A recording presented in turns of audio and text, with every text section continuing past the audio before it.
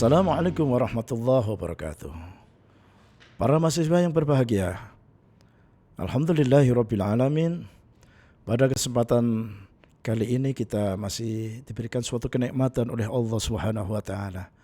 Masih bertatap muka, masih bisa bernafas, diberikan suatu kesehatan yang luar biasa dalam situasi pandemi COVID-19. Pertemuan kali ini masih pada mata kuliah manajemen strategi dengan materi yang akan kita bahas tentang analisis portofolio ya. Oke. Sebagai background, ya kan?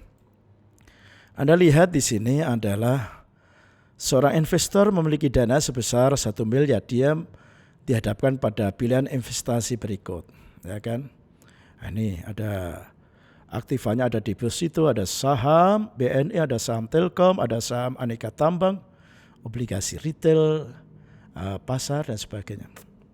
Terus sedangkan returnnya disajikan dalam bentuk persentase ya. Nih. Terus yang selanjutnya risk juga demikian, dibuat suatu persentase.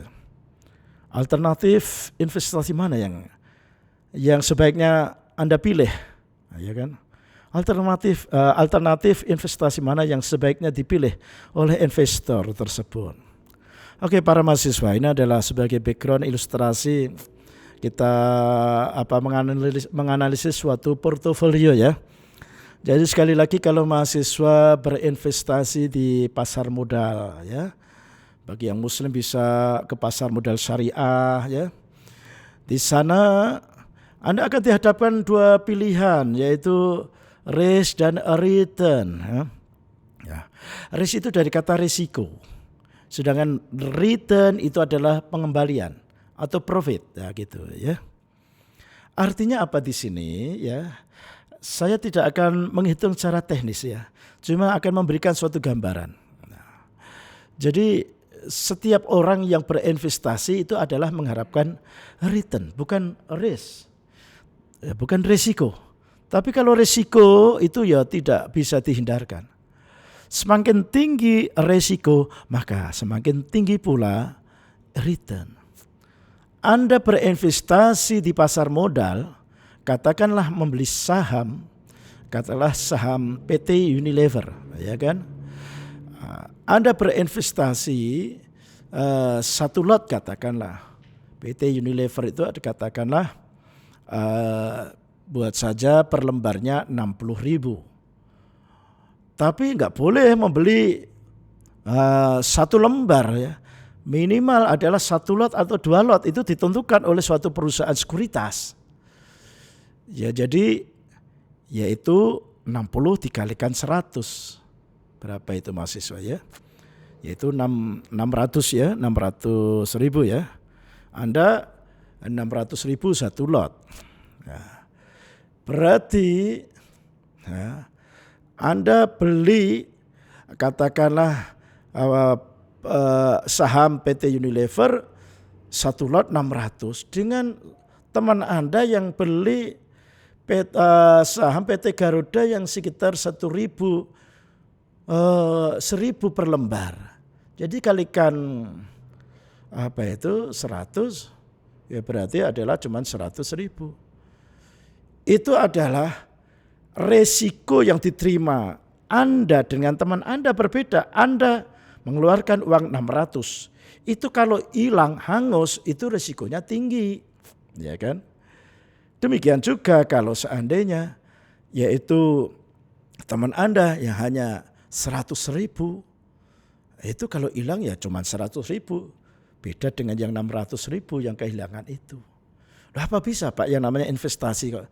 Ya mungkin Anda pada waktu investasi terjebak dengan saham-saham gorengan, ya kan? Atau mungkin perusahaan itu ditutup oleh OJK, Otoritas Jasa Keuangan, ada kan? Kemarin asuransi, Anda terlanjur akhirnya menjadi collab, sahamnya menjadi jatuh dan sebagainya, ya kan risikonya itu. Nah, itu ya. Tapi kalau risiko semakin tinggi, itu returnnya juga tinggi juga, itu ya kan. Nggak bisa risiko tinggi terus returnnya rendah, nggak ada itu. Jadi rumusnya begitu, semakin risikonya tinggi maka return yang diterima juga banyak. Semakin risknya itu rendah maka returnnya juga sedikit. Itu sudah hukum alam begitu. Jadi return itu adalah suatu pengembalian yang sesuai dengan harapan. Ya. Contohnya umpama saja dipresentasi dengan katakanlah 15%. Saham Anda nanti akan mendapatkan keuntungan di akhir tahun yaitu 15%. Ternyata di dalam perjalanan perusahaannya itu goncang, adanya pandemi, adanya musibah, ya kan? Terus ada lagi fraud, kejahatan di pasar modal kan ada. Lah, ternyata di akhir tahun ternyata tidak 15%, ternyata hanya 10%. Jadi keuntungan yang tidak sesuai dengan harapan itu bisa dikatakan risk juga, walaupun toh berkurang. Atau mungkin pengembaliannya hanya 14%, kerugiannya hanya 1%, itu juga risk gitu, tidak sesuai dengan harapan. Gitu ya, para mahasiswa, ini cara menghitungnya demikian. Ya kan? Nah mestinya Anda cari kalau umpama saja Anda 1 miliar, dengan gambaran saya mestinya kan Anda mencari yaitu risknya tinggi dan risikonya tinggi. Yang mana kira-kira? Kalau ini tertinggi adalah dari sekian ini ada saham BNI. Sedangkan di sini returnnya adalah juga paling tinggi. Ya milih saham BNI dong. Gitu kan. 1 miliar ya kan. Anda diinvestasikan di saham ini yang paling tepat. Karena apa? Risk maupun returnnya juga cari yang paling tinggi. Tapi orang kalau begini biasanya cari return yang paling tinggi, risiko paling rendah ya enggak ada gitu. Ya, gitu ya. Cari 0% ya enggak ada. Cari yang risikonya juga tinggi. Otomatis hukum alamnya begitu. Gitu ya para mahasiswa ya. Jadi Anda pilihnya ya saham BNI. Gitu ya. Oke. Saya kira lebih paham. Oke. Terus yang selanjutnya di sini ada portofolio kumpulan instrumen investasi, yaitu analisis untuk memilih kombinasi surat berharga yang menghasilkan keuntungan optimal dengan tingkat risiko yang dapat diterima. Ini adalah dari kumpulan instrumen investasi. Terus yang selanjutnya adalah diversifikasi pilihan investasi dapat mengurangi risiko investasi. Ya, risiko itu harus dihadapi, tidak boleh dihindari begitu ya. Jadi orientasi Anda mau apa? Mau risiko atau mau return? Kalau return tinggi ya harus mau risiko yang tinggi. Tapi kalau Anda menghindari risiko tidak serta-merta mencari return, ya cari risiko yang paling kecil 0,00% tadi gitu ya.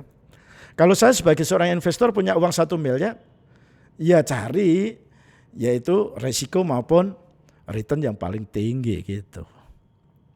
Terus perlu dilakukan karena masing-masing surat berharga memiliki sifat yang unik ya. Ini adalah suatu analisis risiko tersendiri ya para mahasiswa ya. Ini untuk berikutnya ada langkah-langkah analisisnya. Ya Anda baca aja ya. Yaitu perlu memahami keuntungan dan risiko portofolio. Jadi harus dipahami. Anda jangan spekulatif. Anda jangan terjebak dengan saham-saham gorengan.